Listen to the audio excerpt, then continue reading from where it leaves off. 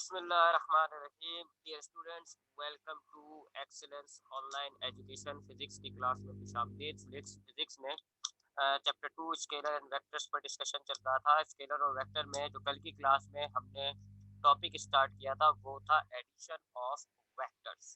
Vectors को add कैसे किया जाता है, यही सबसे मेजर या सबसे मुश्किल कहना।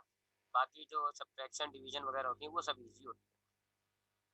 एडिशन ऑफ वेक्टर्स के लिए हमारे पास यहाँ पर चार रूल्स हैं जी। पहला रूल है हेड टू टेल रूल, दूसरा रूल है लॉ ऑफ पैरेललोग्राम, तीसरा है analytical determination and the fourth one is rectangular components method. इसमें से जो शुरू के दो हैं head to tail rule and law of parallelogram, इनको हम ज्योमेट्रिकल या ग्राफिकल मेथड कहते हैं, क्योंकि इनमें हम वेक्टर्स को बकायदा एरो की मदद से ड्रॉ करते हैं मेजरमेंट्स के साथ। जबकि नीचे के दो analytical determination and rectangular component method, ये एनालिटिकल होते हैं, मैथमेटिकल होते हैं। इनमें हमारे पास फॉर्मूले होते हैं, हम उन फॉर्मूलों की मदद से रिजल्टेंट वेक्टर को हासिल करते हैं। कोई वेक्टर ड्रॉ करने की जरूरत हमें इनमें नहीं होती। उसके बाद हमने पहले बात की हेड टू टेल रूल के हवाले से। हेड टू टेल रूल क्या होता है जी? अगर आपके पास जितने भी वेक्टर्स होते हैं, इस रूल का फायदा ये है कि आप मोर देन टू वेक्टर्स को ऐड कर सकते हैं एट अ टाइम। आप 3, 4, 5, 6 बहुत सारे वेक्टर्स को एक वक्त में ऐड कर सकते हैं इस रूल के जरिए। लेकिन इस रूल का नुकसान ये है कि जितने ज़्यादा कर लेते हैं फिर उतनी एक्यूरेसी कम भी हो जाती है। तो हम हेड टू टेल रूल के जरिए किस तरह वेक्टर्स को ऐड करते हैं? जितने भी वेक्टर्स आपको ऐड करने होते हैं, आप उन सबको रीड्रॉ करते हैं। इस रीड्रॉ करने के दौरान इस बात का ख्याल रखा जाता है कि वेक्टर्स आपके ओरिजिनल वेक्टर्स ही की तरह हों, यानी कि सेम मैग्नीट्यूड, सेम उसकी डायरेक्शन। आप तमाम वेक्टर्स को रीड्रॉ करेंगे इस तरह के head of one vector combine with the tail of the other vector. आपका जो दूसरा वेक्टर होगा उसका टेल पहले वेक्टर की हेड से जुड़ना चाहिए। इस तरीके से आप तमाम वेक्टर्स को ड्रॉ करते हैं। मैं तो इन दोनों को एक दोबारा एक एग्जांपल्स के थ्रू आपको बता देता हूँ। तो मिसाल के तौर पे पहले हम बात कर रहे हैं हेड टू टेल रूल की। तो हमारे पास ये एक ए वेक्टर है, एक वेक्टर है जी 5 सेंटीमीटर का, और एक वेक्टर आपके पास है जी ये 3 सेंटीमीटर का, और एक वेक्टर आपके पास है ऐसे कर लेते हैं जी 9 सेंटीमीटर का। ये तीन वेक्टर्स आपके पास है, आपने इन तीनों वेक्टर्स को ऐड करना है। तो पहला रूल आपके पास है head to tail rule. Head to tail rule, इसमें आप क्या करते हैं जी? तीनों वेक्टर्स को रीड्रॉ करते हैं। पहले आप ये वाला वेक्टर बनाएंगे 5 सेंटीमीटर का, ये आपने वेक्टर ड्रॉ कर लिया 5 सेंटीमीटर का। अब आप जब दूसरा वेक्टर ड्रॉ करेंगे तो वो आप कहाँ से ड्रॉ करेंगे? पहले वेक्टर के हेड के पास से। ऐसे पहले वेक्टर के हेड के पास से आपने ये 3 सेंटीमीटर का वेक्टर ड्रॉ किया। क्योंकि आप देख रहे हैं कि यहाँ पर एक वेक्टर का टेल दूसरे वेक्टर की हेड से जा मिल रहा है, इस वजह से हम कहते हैं कि ये हेड टू टेल रूल है, कि एक का हेड टेल से जुड़ रहा होता है। तो head of one vector coincide with the tail of the other vector. अब आप तीसरा वेक्टर ड्रॉ करेंगे बिल्कुल इसी तरीके से, कि आपके पास तीसरे वेक्टर का टेल सेकंड वेक्टर के हेड से जुड़ना चाहिए, यानी यहाँ से ड्रॉ करेंगे। सेम डायरेक्शन, सेम एंगल के साथ आपने ये 9 सेंटीमीटर का वेक्टर ड्रॉ कर दिया। ये तीनों वेक्टर जब आप ड्रॉ कर लें तो फिर आपको रिजल्टेंट चाहिए जी, इसका आंसर चाहिए। अगर आप तीनों वेक्टर्स को ऐड करते हैं तो जो रिजल्ट आपका आंसर वेक्टर आ रहा होता है उसको हम कहते हैं रिजल्टेंट वेक्टर। रिजल्टेंट वेक्टर आप कैसे ड्रॉ करते हैं जी? आप पहले वेक्टर को लास्ट वेक्टर से जोड़ दें, ये आपके पास हो जाएगा रिजल्टेंट वेक्टर।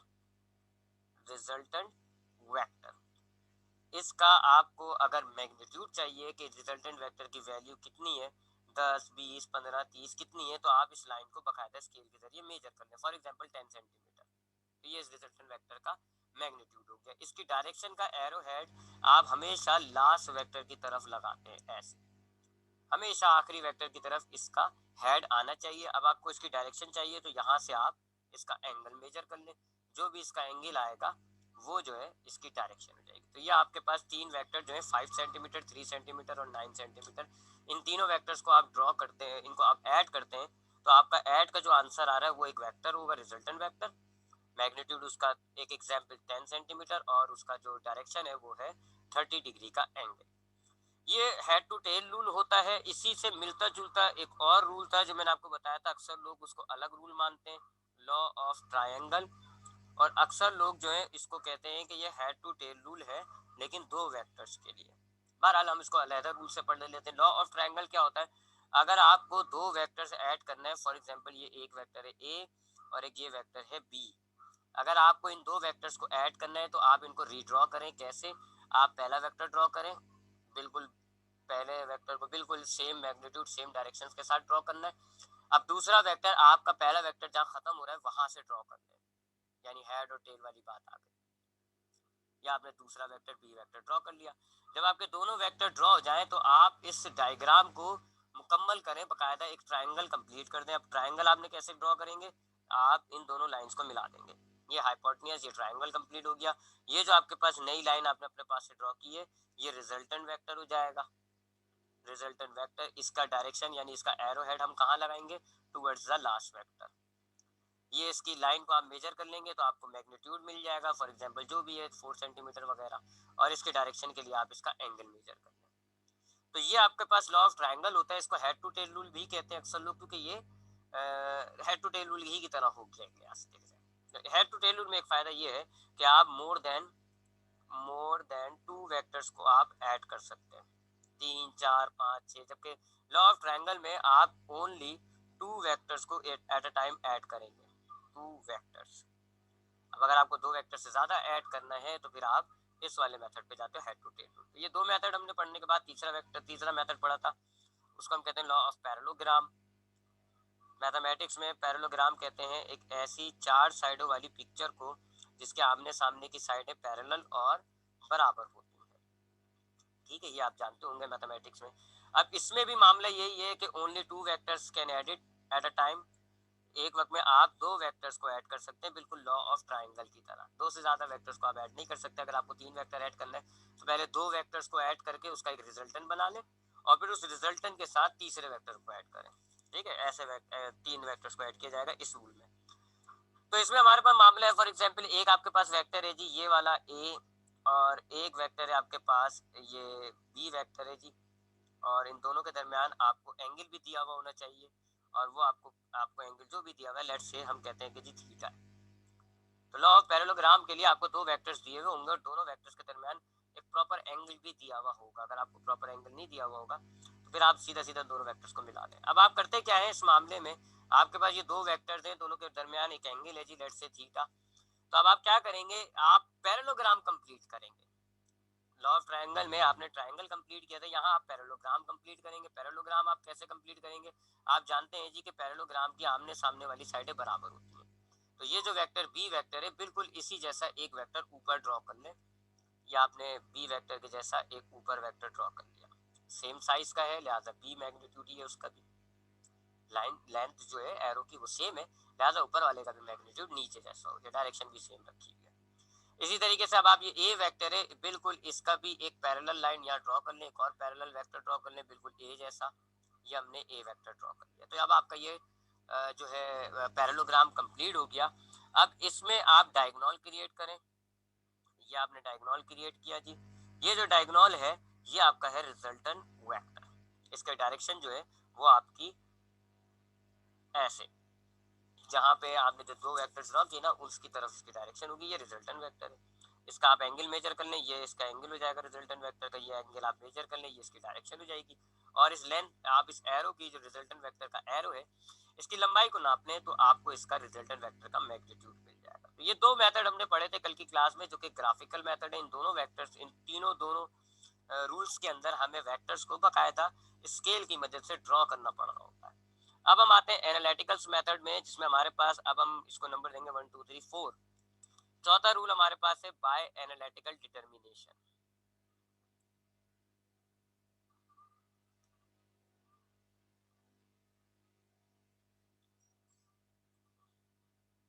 ये वाला मेथड जो हम अभी पढ़ रहे हैं एनालिटिकल डिटर्मिनेशन, ये वाला और इसके बाद वाला रेक्टेंगुलर कंपोनेंट्स, ये दोनों मैथमेटिकल मेथड्स होते हैं। ये दोनों मैथमेटिकल मेथड्स हैं, यानी कि इनमें हम जो है वेक्टर को ड्रॉ नहीं करेंगे, बगैर ड्रॉ करे फॉर्मूले की मदद से हम रिजल्टेंट वेक्टर हासिल कर लेते हैं। तो ये ज़्यादा आसान होता है, ज़्यादा एक्यूरेट होता है। आप इसमें जो है एक्यूरेसी का लेवल ज़्यादा होता है, क्योंकि आप लाइन ड्रॉ नहीं कर रहे हैं तो आपकी मेजरमेंट एरर का जो है ना मामला सब खत्म हो जाता है। तो ये वाला जो मेथड है analytical determination, it is a mathematical method. इसमें आप 2 वेक्टर्स का जो रिजल्टेंट वेक्टर हासिल करेंगे वो जो है बगैर किसी डायग्राम को ड्रॉ करे, यानी कि आपको उसमें वेक्टर को ड्रॉ नहीं करना पड़ेगा और फॉर्मूले की मदद से हासिल करेंगे। इसका एक ड्रॉबैक है इस मेथड का, वो ये कि इसमें भी ओनली 2 वेक्टर्स जो है वो आप ऐड कर सकते हैं at a time. Only 2 vectors can be add, एक वक्त में आप 2 वेक्टर्स को ऐड कर सकते हैं। तो चलिए जी एनालिटिकल मेथड देखते हैं जी। एनालिटिकल मेथड क्या है, सपोज करें जी ये आपके पास है एक वेक्टर ए और ये आपके पास है एक वेक्टर बी, ये आपके पास एक वेक्टर है बी, ठीक है जी। और इन दोनों वेक्टर्स के दरमियान जो है, चलिए मैं इसको मिला के बना देता हूँ ताकि दरमियान के एंगल क्लियर हो जाए। तो ये जो आपके पास बी वेक्टर है, ये आ गया बी वेक्टर और इनके दरमियान जो एंगल है वो है थीटा, ठीक है जी। थीटा इनके दरमियान एंगल है।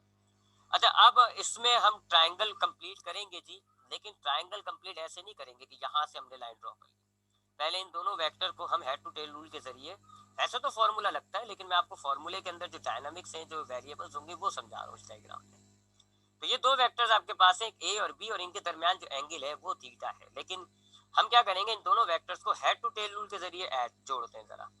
तब हम हेड टू टेल रूल के जरिए जोड़े तो ए वेक्टर आ गया आपके पास ये, और बी वेक्टर आपने ड्रॉ किया, ये बी वेक्टर आ गया, ठीक है।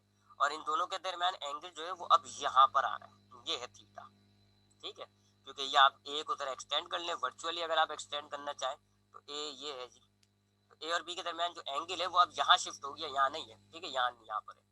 और ये जो एंगल है ना, ये एंगल, ये थीटा नहीं है, ये ए और बी के दरमियान एंगल निकलाएगा, ए और बी के दरमियान एंगल ये है जो कि अब यहाँ पर शिफ्ट हो गया है। तो आपने ए और बी, आपको 2 वेक्टर दिए हुए थे, दोनों के दरमियान जो एंगल था वो थीटा था। आपने क्या करा, ए और बी को हेड टू टेल रूल के जरिए ऐड करा हुआ है। आपने जहां ए का हेड था वहां से बी का टेल बना दिया। अब इस सिचुएशन से हुआ क्या कि हमारे पास ये जो थीटा एंगल था ये यहाँ शिफ्ट हो गया, और ये जो एंगल है ये होगा 180 माइनस थीटा, ये होगा 180 माइनस थीटा। 180 माइनस थीटा क्यों होगा, क्योंकि हम जानते हैं कि एक स्ट्रेट लाइन का एंगल जो होता है वो 180 होता है। ये स्ट्रेट लाइन बन रही है पूरी, ये एंगल जो होता है स्ट्रेट लाइन का वो 180 होता है। अगर आप 180 में से ये थीटा निकाल दें तो ये जो हिस्सा बचेगा ये वही होगा जी, 180 माइनस थीटा। ये कॉम्प्लीमेंट्री सप्लीमेंट्री एंगल है, ठीक है जी। तो हमारे पास हमने, अब जरा इस डायग्राम को मैं दोबारा ड्रॉ करता हूँ, थोड़ी सी बड़ी करके ड्रॉ करता हूँ ताकि हमारे वेरिएबल्स इजीली नजर आ जाए। तो अब हमारे पास क्या है जी, पहला वेक्टर था हमारे पास ये ए वेक्टर आ गया जी, और ये मैंने यहाँ से बी वेक्टर ड्रॉ कर दिया। बी, ए को अगर हम वर्चुअली एक्सटेंड करें तो ये ए की लाइन जा रही है जी, और ये वाला एंगल हमारे पास है थीटा, और ये वाला एंगल जो है हमारे पास है 180 माइनस थीटा। 180 माइनस थीटा क्यों है, क्योंकि ये पूरी स्ट्रेट लाइन है, इसमें से अगर आप यहाँ का एंगल निकाल दें तो थीटा निकाल दिया, तो 180 में से आपने थीटा ही निकाल दिया, ये बच गया। अब आप क्या करें जी, एक ट्रायंगल कंप्लीट करें जी। ये आपने बना दिया इसका रिजल्टेंट वेक्टर, ये इसकी डायरेक्शन आ गई, ये है रिजल्टेंट वेक्टर। वही हेड टू टेल रूल, मैंने उन दोनों वेक्टर्स को हेड टू टेल रूल के जरिए ऐड करा, और ये जो आखिर में आपके पास लाइन ड्रॉ की ये रिजल्टेंट वेक्टर है, ठीक है जी। इसमें अब आपके पास ये आपने 2 वेक्टर्स जो थे ए और बी, उनको आपने अभी हेड टू टेल रूल के जरिए ऐड किया। अब एनालिटिकल डिटर्मिनेशन में अगर आपके पास ये अब ये तो आपने हेड टू टेल रूल के जरिए ऐड किया, ए और बी का आपने ये रिजल्टेंट निकाल लिया। अगर रिजल्टेंट का मैग्नीट्यूड चाहिए तो इस लाइन को मेजर कर लें, रिजल्टेंट की डायरेक्शन चाहिए तो ये एंगल आप निकाल लें, ये वाला एंगल आप निकाल लें, तो ये रिजल्टेंट का मैग्नीट्यूड एंगल हो जाएगा, डायरेक्शन। अब एनालिटिकल डिटर्मिनेशन से अगर हम इन दोनों को ऐड करते हैं तो आपके पास एक वेक्टर था ए और एक वेक्टर था बी, और इनके दरमियान था एंगल थीटा। फॉर्मूला जो रिजल्टेंट वेक्टर के लिए एनालिटिकल डिटर्मिनेशन वाले मेथड में लगाया जाता है वो ये है जी, R is equal to under root A square plus B square plus 2ab cos theta, और दूसरा formula R is equal to A square plus B square minus 2ab, और अब आप कॉस लेंगे किस एंगल का, कॉस लेंगे आप ये वाला एंगल जो है 180 माइनस थीटा वाला एंगल जो है 180 माइनस थीटा, ठीक है। ये आपके पास फॉर्मूले हैं। तो रिजल्टेंट वेक्टर को अगर आपने चाहिए, अगर आपको ए और बी के दरमियान का एंगल दिया हुआ है, ए और बी के दरमियान का एंगल यानी थीटा दिया हुआ है, तो आप ये वाला फॉर्मूला यूज करोगे, ए का स्क्वायर प्लस बी का स्क्वायर प्लस 2ab कॉस निकालोगे आप ए और बी के दरमियान जो एंगल है ना थीटा उसका। और अगर आपको सपोज करें ए और बी के दरमियान एंगल नहीं दिया हुआ बल्कि रिजल्टेंट के सामने वाला दिया हुआ है, अब रिजल्टेंट के सामने वाला ए और बी के दरमियान वाला एंगल नहीं है, वो 180 माइनस थीटा है, तो फिर आप ये वाला फॉर्मूला यूज करोगे, बिल्कुल सेम है, बस यहाँ पे आपका एंगल वो हो गया, यहाँ माइनस हो जाना चाहिए। ये आपके पास एनालिटिकल डिटर्मिनेशन होगा। अब इसको हम एक जरा एग्जांपल से ले, अगर इसको ये फॉर्मूला यूज करेंगे हम मैग्नीट्यूड, पहले मैग्नीट्यूड समझ लेते हैं, बाद में डायरेक्शन की बात करेंगे। तो ये हमने दो वेक्टर्स जो ए बी थे और दोनों के दरमियान एंगल था थीटा, ये मैंने उसको ऐड करके दिखाया हुआ है बाय हेड टू टेल। ये ए ड्रॉ किया, ये बी ड्रॉ किया, ये उसका रिजल्टेंट आ गया, इसको आप नाप लें वगैरह वगैरह। और अगर इन्हीं दो वेक्टर को बगैर ड्रॉ करे, हम ये ड्रॉ नहीं करना चाह रहे हैं, हम बगैर ड्रॉ करे रिजल्टेंट निकालना चाह रहे हैं, तो ये फॉर्मूला आप लगा दें, A square B square plus 2ab cos theta, या A square B square minus 2ab cos, और ये कौन सा एंगल है 180 माइनस थीटा। अगर आप चाहें इजी करें तो एक फॉर्मूला हटा दें, चलें हटा देते हैं ये फॉर्मूला, ये वाला फॉर्मूला ध्यान पे रख लें। तो आए जी अब हम जरा कुछ एग्जाम्पल के जरिए इसको मालूम करते हैं जी। सपोज करें, अब हम एग्जाम्पल लेते हैं जी, सपोज करें, ये मैं एग्जाम्पल की हेडिंग डाल देता हूँ, एग्जाम्पल ले रहा हूँ, बगैर वेक्टर को ड्रॉ करे हम एनालिटिकल फार्मूला यूज करके रिजल्टेंट निकालेंगे। सपोज करें आपके पास एक एंगल है जी ए, सॉरी एक वेक्टर है आपके पास ए, लेट्स से उसका मैग्नीट्यूड है जी 5 सेंटीमीटर, 5 न्यूटन सेंटीमीटर जो भी एक्स वाई जेड यूनिट कुछ भी हो उससे क्या है, और बी वेक्टर भी आप कह ले चले जी 5 सेंटीमीटर है, ताकि स्क्वायर उनका आसानी से निकल आए मेरे लिए। और जो एंगल है उनके दरमियान ए और बी के दरमियान एंगल जो है वो कह लें आप 60 है। ठीक है, ये दो वेक्टर्स है आपके पास, एक ए वेक्टर है एक बी वेक्टर है, और दोनों के दरमियान यानी ये वाला एंगल भाई, ये एंगल कितना है 60 डिग्री का। अब आपको इसका रिजल्टेंट चाहिए, फॉर्मूला लगाएं जी ये वाला, R is equal to under root A square plus B square minus 2ab cos 180 minus theta. अब ये 180 माइनस थीटा असल में इस फॉर्मूले के अंदर ये वाला एंगल होता है, ये नहीं, तो ये हम 180 माइनस थीटा कर रहे हैं, वैल्यूज डालते हैं। अंडर रूट ए आपके पास कितना है 5 स्क्वायर, बी आपके पास कितना है 5, उसका भी स्क्वायर कर दिया, माइनस 2, ए आपके पास 5 बी आपके पास 5 कॉस 180, और थीटा कितना है आपके पास 60। मजीद सॉल्व करते हैं, आर इज इक्वल टू 5 का स्क्वायर होता है 25 प्लस 5 का स्क्वायर होता है 25 माइनस इन तीनों वैल्यूज को आप मल्टीप्लाई करें, 5 5 25 25 2 50 कॉस, और 180 में से 60 आप निकालें 120 आ जाता है, 6 7 8 हाँ 120 आ जाता है। ठीक है जी, अब आप 120 का मजीद सॉल्व करते हैं जी, आर इज इक्वल टू 25 और 25 को ऐड कर दें आप, इन दोनों को आपने ऐड कर दिया, इन दोनों को, ये हो गया 50 माइनस ये 50 है जी, और 120 का अगर हम कॉस निकालते हैं तो निकाल के देख लेते हैं जी क्या आंसर आ रहा है। 120 का कॉस 120 माइनस 0.5 माइनस 0.5, ये आ गया माइनस 0.5। ठीक है जी, 50 माइनस, ये देखें जी माइनस और माइनस प्लस, 50 को आप 0.5 से मल्टीप्लाई करें 25 आ जाएगा, 25 और 50 को प्लस करें 75, और 75 का स्क्वायर रूट निकाल लें, 75 अंडर रूट 8.66। ये आप देखें जी रिजल्टेंट वेक्टर आ गया, बगैर ड्रॉ करे फॉर्मूले की मदद से आपने रिजल्टेंट निकाला। ये है जी एनालिटिकल डिटर्मिनेशन, एक फॉर्मूला है, ये फॉर्मूला जो आपको याद रखना है, A square plus B square minus 2ab cos 180 minus theta. ये फॉर्मूला याद करना है, इसमें ए क्या है पहले वेक्टर का मैग्नीट्यूड, बी क्या है दूसरे वेक्टर का मैग्नीट्यूड, और ये थीटा क्या है ए और बी के दरमियान वाला एंगल, ए और बी के दरमियान वाला एंगल। ये आपने फॉर्मूला लिया, इसमें वैल्यूज डाली, सॉल्व करते जाए, रिजल्ट आ जाएगा, बगैर कोई ड्रॉ करे आपने दो वेक्टर्स को ऐड कर दिया। अब ये फॉर्मूला क्यों है जी ऐसा बदहबत सा, क्यों इसकी शक्ल ऐसी है जी, क्यों what how it is drive, ये मैं आपको बिल्कुल आखिर में बताऊंगा चैप्टर। रेशियो के जो चौथा तरीका है ना, उससे ये फॉर्मूला हमने बनाया हुआ है। रेक्टेंगुलर कंपोनेंट्स वाला जो तरीका है उससे हमने इसको बनाया हुआ है। तो इसको हम फॉर्मूले को हम चाहें तो ड्राइव कर लेंगे और वो हम एंड में करेंगे। एंड में मुझे याद दिला देगा, मैं आपको इस फॉर्मूले को ड्राइव करके दिखा दूंगा कि ये फॉर्मूला क्यों बना, कैसे बना। तो ये आपके पास है एनालिटिकल डिटर्मिनेशन, जिसके अंदर आप दो वेक्टर्स को ऐड करते हैं by a mathematical formula which is r is equals to a square plus b square minus 2ab cos 180 minus theta। Theta क्या होगा, बस थीटा के असल गंदे जी। थीटा क्या है, थीटा ए और बी के दरमियान का एंगल है। असल में इस फॉर्मूले में हम यहाँ थीटा नहीं रखते, ए और बी के दरमियान वाला एंगल नहीं रखते, बल्कि उनके पीछे वाला एंगल रखते हैं। ये नहीं रखते, इसके पीछे वाला एंगल रखते हैं, इसलिए हमने लिखा हुआ है 180 माइनस थीटा। ये है आपके पास एनालिटिकल डिटर्मिनेशन। अब आते हैं इसके डायरेक्शन की तरफ। ये तो हमने रिजल्टेंट का मैग्नीट्यूड निकाला है, व्हाट अबाउट इट्स डायरेक्शन। अब हम रिजल्टेंट की डायरेक्शन का भी फॉर्मूला देखते हैं कि जी इसकी रिजल्टेंट की डायरेक्शन बगैर ड्रॉ करें हम कैसे निकालते हैं। अब उसके लिए वही आपने ट्रायंगल ले लिया जी, ये आपका ट्रायंगल था ना, ये आपके पास ए थी, ये आपके पास बी था, ये आपके पास आर था, ठीक है। अब यहाँ हम जरा एंगल को सिंपल सिंपल नाम दे दें। चले जी, इसको हम कह देते हैं अल्फा, इसको हम कह देते हैं बीटा, इसको हम कह देते हैं theta.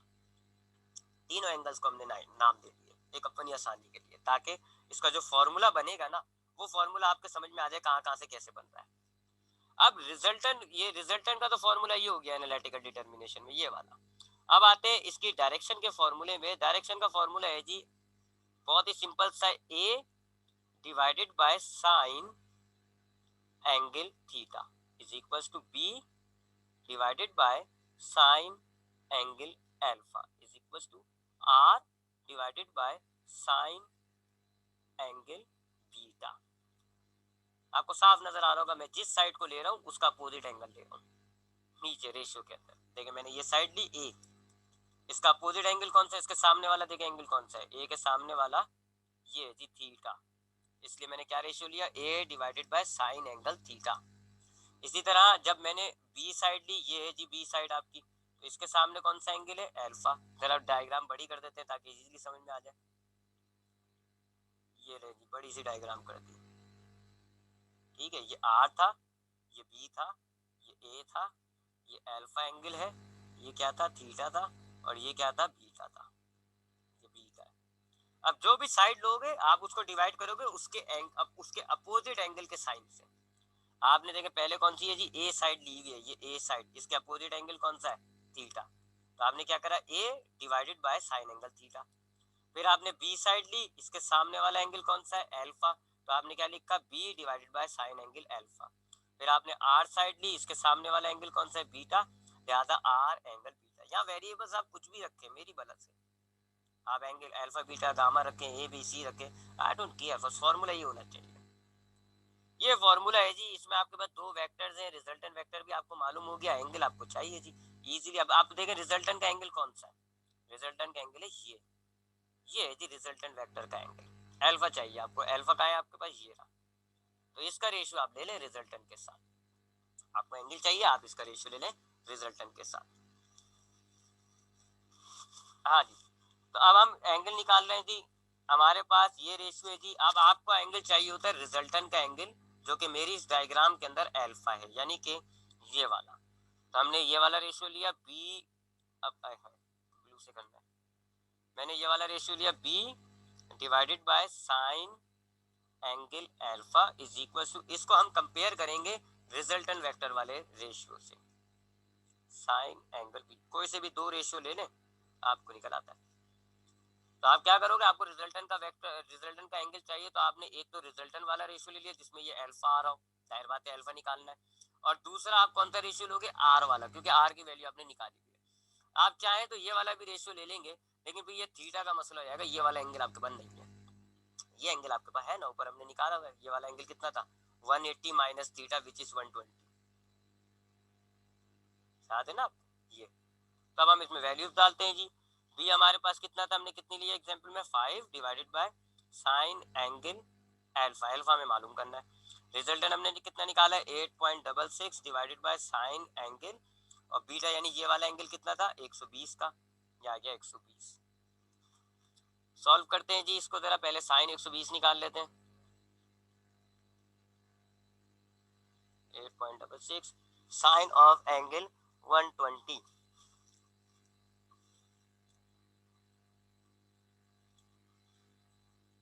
Sign of angle 120 is 0.866, 0.866।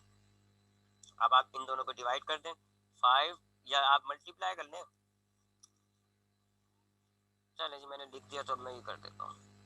अब आप इन दोनों को डिवाइड करें, अरे 8.66 डिवाइडेड बाय 0.866, आंसर इज 10।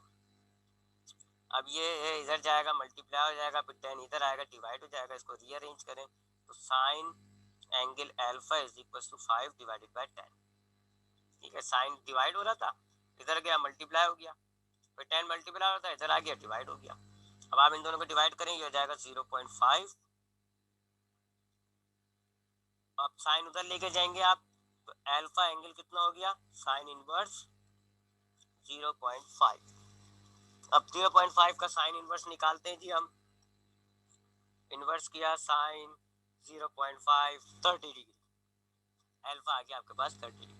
ठीक है जी, एक फॉर्मूले की मदद से आपने निकाल लिया। ये है जी analytical determination of two vectors. ठीक है जी, तो एनालिटिकल डिटर्मिनेशन के अंदर हम क्या करते हैं जी, दो वेक्टर्स को ऐड करते हैं बाय यूजिंग फार्मूला। आप दो वेक्टर्स को ऐड कर रहे हो तो आपको तीन चीजें चाहिए, दो वेक्टर्स की मैग्नीट्यूड चाहिए और उनके दरमियान का एंगल चाहिए।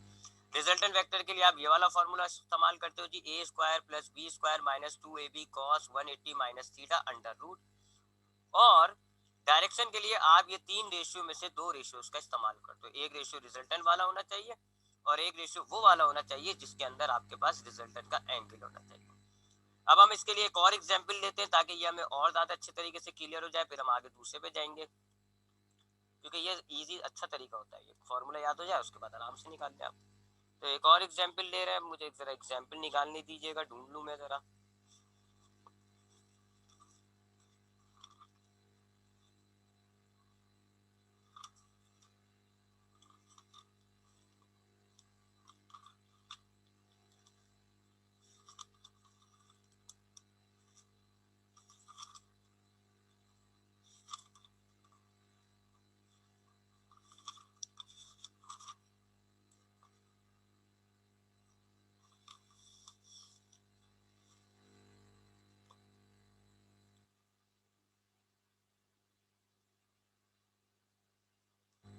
इतनी बड़ी बड़ी वैल्यू उसको तो मेरे नहीं।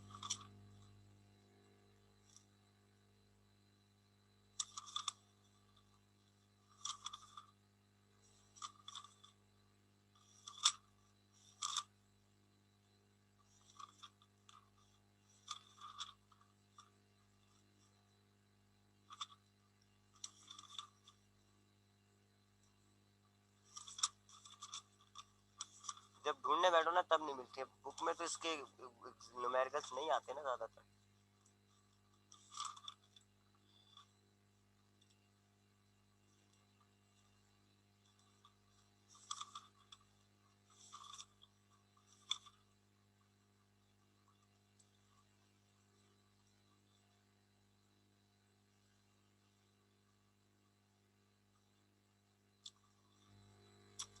चलिए जी एक एग्जांपल आ गया मेरे ध्यान में।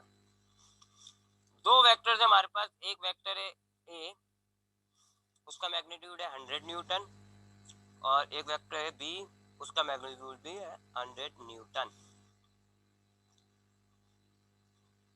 और इन दोनों के दरमियान जो एंगल है वो 30 डिग्री का है, 20 डिग्री का, 20। ठीक है, ये दो वेक्टर हैं आपके पास ए और बी, और इन दोनों के दरमियान एंगल जो है वो 20 डिग्री का है।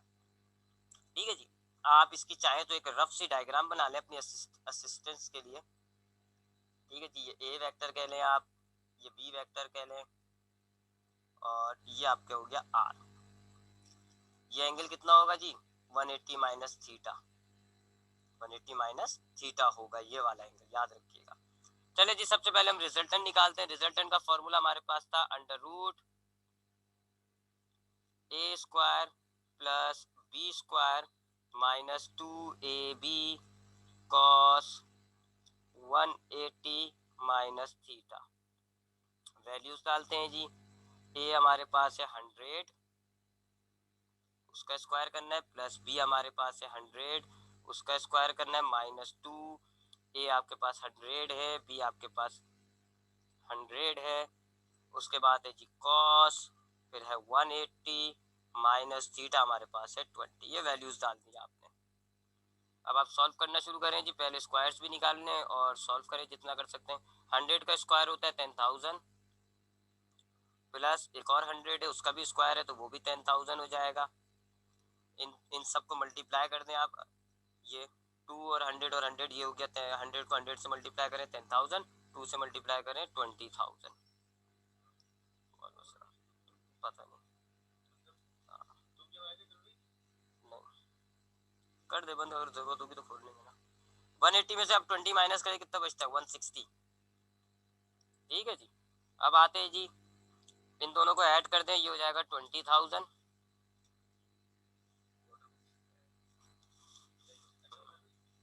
एक मिनट रुके।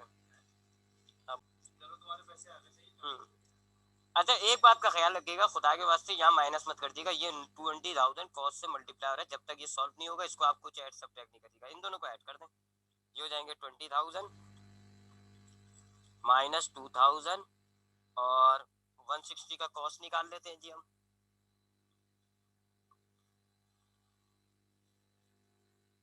Cos of 160 is minus 0.939।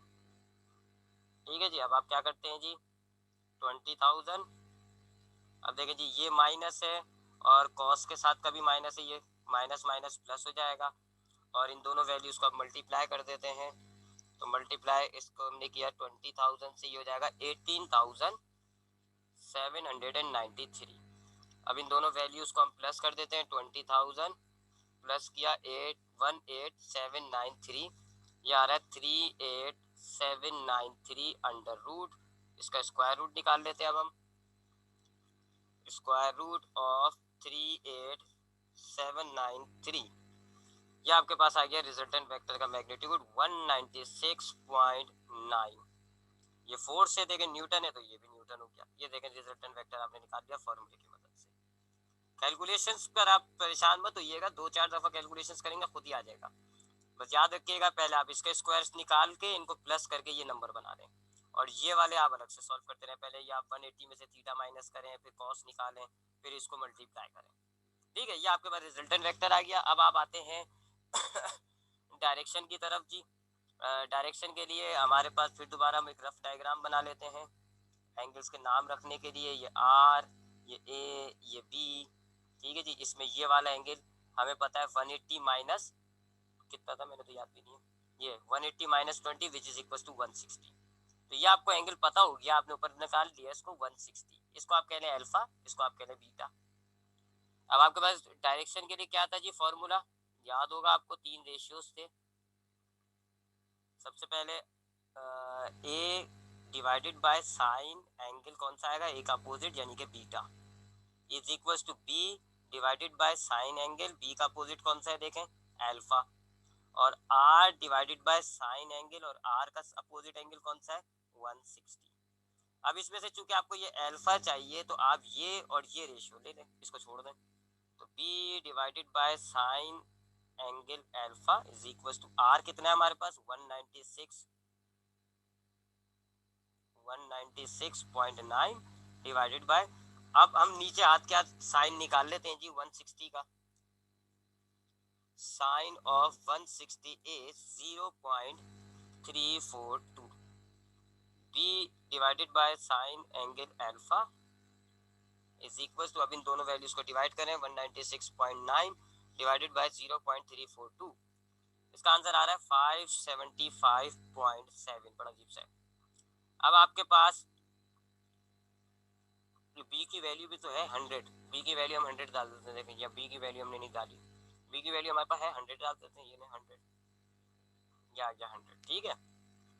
अब ये साइन जो है डिवाइड हो रहा है, इधर आएगा मल्टीप्लाई हो जाएगा, और फिर ये 575.7 मल्टीप्लाई हो रहा है, इधर आके डिवाइड हो जाएगा। तो ये आपके पास इस तरह की फॉर्म में आ जाएगा जी 100 divided by 575.7 sine alpha is equal to, अब 100 को आप इस नंबर से डिवाइड करें, 100 डिवाइडेड बाय 575.7, ये आता है 0.173। साइन उधर जाएगा, साइन इनवर्स हो जाएगा। अब आप इसका साइन इनवर्स ले लें जी, इनवर्स ऑफ साइन 0.173, आंसर आ रहा है जी आपके पास अल्फा आ रहा है 9.96 डिग्री, ये आंसर हो गया रिजल्ट। तो ये था एनालिटिकल डिटर्मिनेशन, जिसके अंदर आप वेक्टर को, दो वेक्टर्स को, मैंने आपको पहले ही बता दिया था, इसमें आप दो वेक्टर से ज्यादा ऐड नहीं कर सकते। इस मेथड में आप दो वेक्टर्स को एक टाइम पर ऐड कर सकते हैं और फॉर्मूले की मदद से, डायग्राम में ड्रॉ करने की जरूरत नहीं है। अब ये फॉर्मूला किस तरीके से ड्राइव हो रहा है ये मैं आपको बिल्कुल आखिर में बता दूंगा इस चैप्टर में, कि ये जो फॉर्मूला रिजल्टेंट का बना ये हमने कैसे ड्राइव किया हुआ है, और ये जो साइन का ये रेशियो वाला फॉर्मूला बना हुआ है ये हमने कैसे ड्राइव किया हुआ है, ये मैं आपको ड्राइव की बाद में बताऊंगा। अभी हमने दो एग्जाम्पल के जरिए इनको अप्लाई करके देखा। कोई सवाल है तो पूछे, क्योंकि टाइम हमारा वाइंड अप होता जा रहा है और माइक में आपके खोल रहा हूँ। टाइम को सवाल है तो पूछे। सर एक मिनट नीचे करिएगा, मैंने आंसर नहीं लिखा हुआ, लिख लूँ जरा। अच्छा, बाकी फातिमा, हादिया, मुहिब, बेटा कुछ सवाल है तो पूछे जल्दी से, 1 मिनट 24 सेकंड रहते हैं। तो इजी मेथड है ये, कोई मुश्किल मेथड नहीं है, लेकिन इसका एक नुकसान ये है कि आप एक वक्त में दो वेक्टर को ऐड कर सकते हो। बस आपको ये दो अजीब अजीब से फॉर्मूले याद रखने होते हैं, A square plus B square minus 2ab cos 180 minus theta. अब इसमें ए और बी क्या होते हैं, ये दोनों वेक्टर्स हैं, और ये थीटा क्या है, इन दोनों के दरमियान एंगल। बाकी सारी वैल्यूज आपके सामने है, सॉल्व कैसे किया जाता है।